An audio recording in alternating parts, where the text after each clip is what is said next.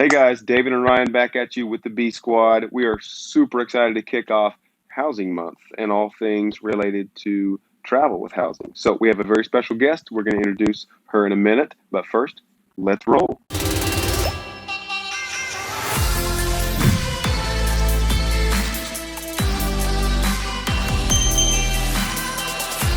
Okay, thank you so much for joining us today, guys. We, like I said, are super excited. It's Housing Month on the B Squad. We are going to be sharing all things to do with housing on your travel assignment, whether you're a nurse, a tech, whatever you are out there, you're going to want to tune into these next few videos. And if you like us at all, please share, like, subscribe. We've got good content that comes in. We're always sending out new videos every week.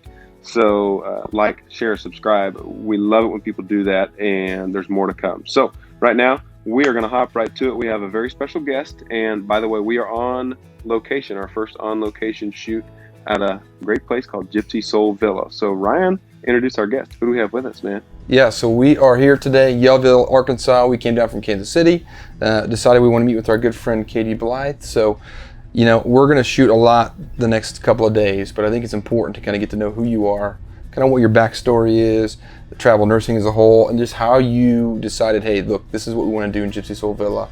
We want to bring people in. I mean, but give us all the backstory on it first. Like, where'd you come from? How'd you get into travel nursing?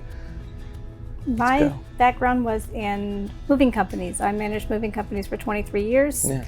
Decided I wanted a job that I didn't have to work 60 hours a week. So 36 hours a week, 3 days a week, sounded good to me. I checked out nursing, discovered I loved it. Yeah. Decided to go on for college, got my associate's degree, and decided to be a travel nurse. Right on. I actually went into college to be a nurse, to be a travel nurse. That was my plan all along. Yeah. And so I got my 2 years experience in the NICU, and then I started traveling.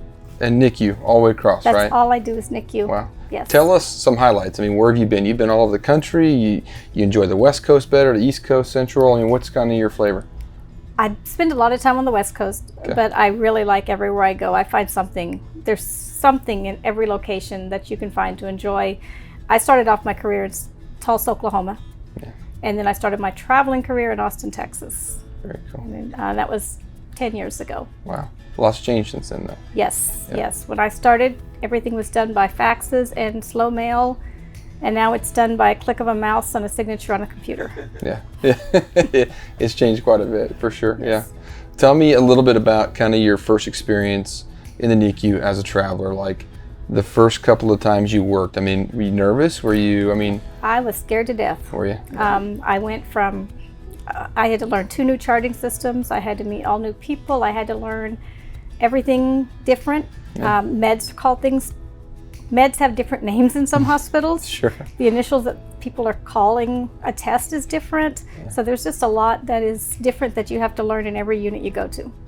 If you had some advice to give the young Katie now, what would you give?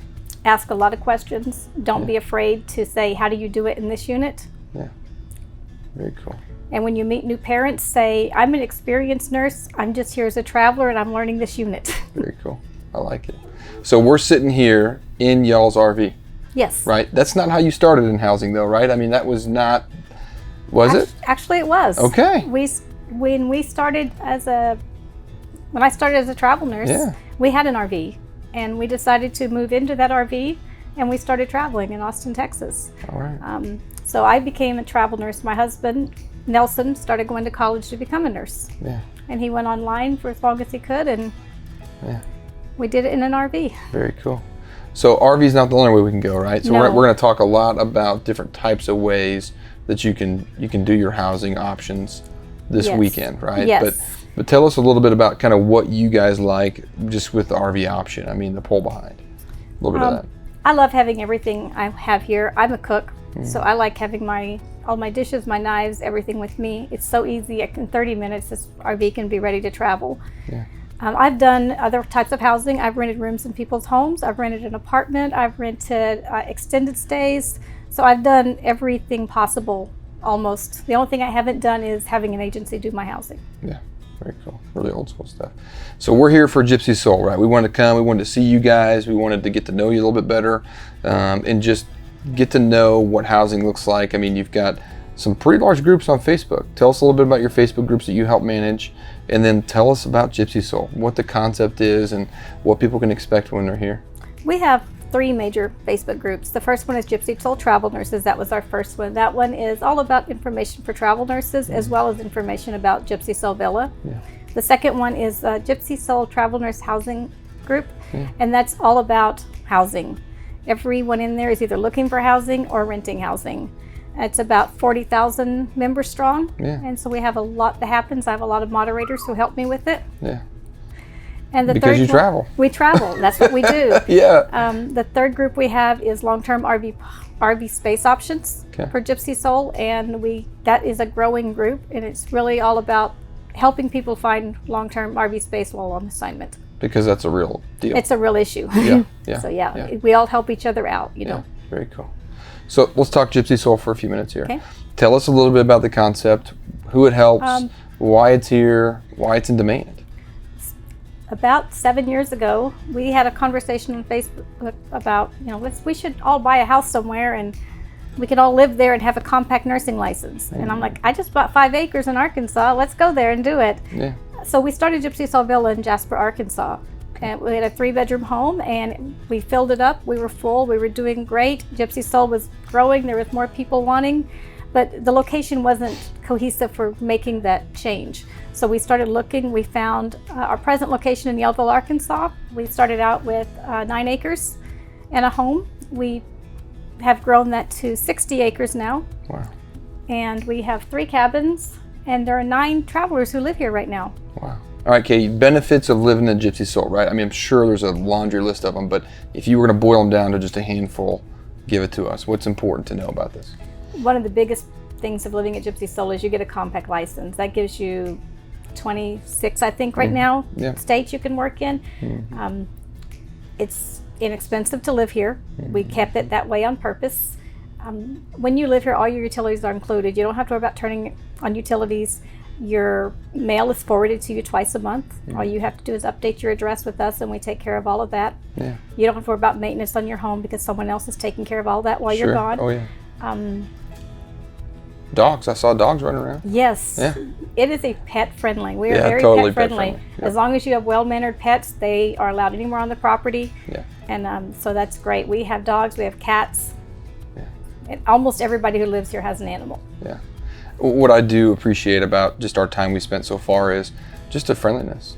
If you want to be on your own, you can. If you want to be part of a group, you can as well. I think it's really cool. Right. I mean, the cabins have kitchenettes in them, so you can be totally self-contained in your cabin. You don't have to come out and see anybody. Yeah. Or if you like being part of a group, you can hang out on the deck. We smoke meat. We have lots of fun. Yes. We now have a hot tub. That's our new thing.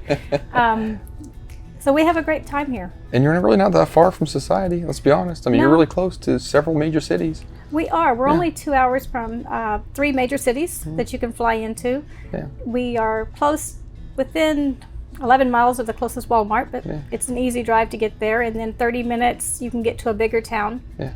Where there's Home Depot and Lowe's. Who doesn't love Branson, right? Branson's an hour away. Yeah. That is like an awesome place to go visit. Yeah, that's a big benefit, I feel like. Yes. Especially if you're not from the area, you don't even know what Branson is. I mean, all the shows and everything else. I mean, to be 1 hour from that big of a deal. I mean, that's and huge. Silver Dollar City's there. Yeah. Which is awesome. Yeah, that's cool. Right on. What else? Is that it?